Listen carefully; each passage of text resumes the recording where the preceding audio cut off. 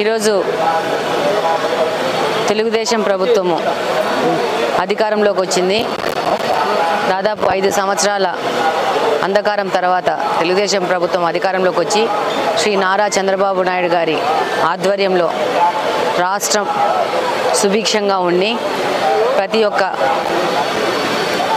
ప్రజల యొక్క ఆశలకు అనుగుణంగా ప్రభుత్వము పనిచేస్తుంది. ఆ ఆశాభావంతోనే ప్రజలందరూ ఈసారి తెలుగుదేశం ప్రభుత్వానికి, పార్టీకి, కూటమికి ఇంత పెద్ద ఎత్తున ఘన విజయం ఇవ్వడం జరిగింది. ఆ దేవుణ్ణి ప్రార్థిస్తున్నాను రాష్ట్రం సమృద్ధిగా ఉండాలని చెప్పి. అలాగనే మా కడప నియోజకవర్గం కూడా చాలా బాగా అభివృద్ధి చెందాలని పర్సనల్గా ఆకాంక్షిస్తున్నాను. అలానే దేవుణ్ణి అందరూ బాగుండాలని మొక్కుకోవడం జరిగింది.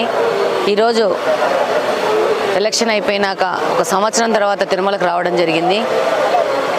ఇంకా పాత ప్రభుత్వ ఛాయలు ఇంకా తిరుమల తిరుపతి దేవస్థానంలో ఉన్నట్టు అనిపిస్తూ ఉంది.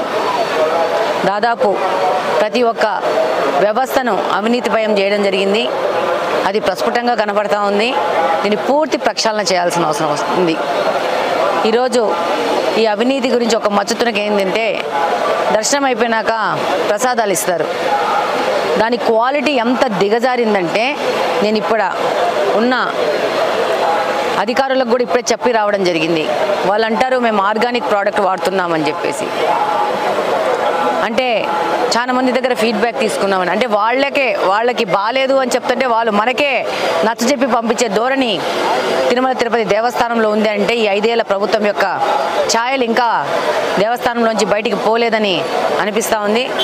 తప్పకుండా అధికారులు పూర్తి ప్రక్షాళన చేసి పూర్వ స్థితికి తిరుమల తిరుపతి దేవస్థానాన్ని తీసుకొస్తారని ఆశాభావంతో ఉన్నాము. అలాగనే అధికారులకు కూడా మేము లెటర్ రాస్తాము.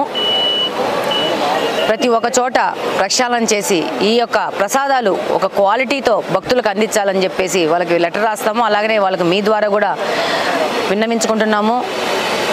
వాళ్ళు తప్పకుండా ఈ విషయాన్ని గమనించి వీటినన్నింటినీ మారుస్తారని కోరుకుంటున్నాను. Thank you very much.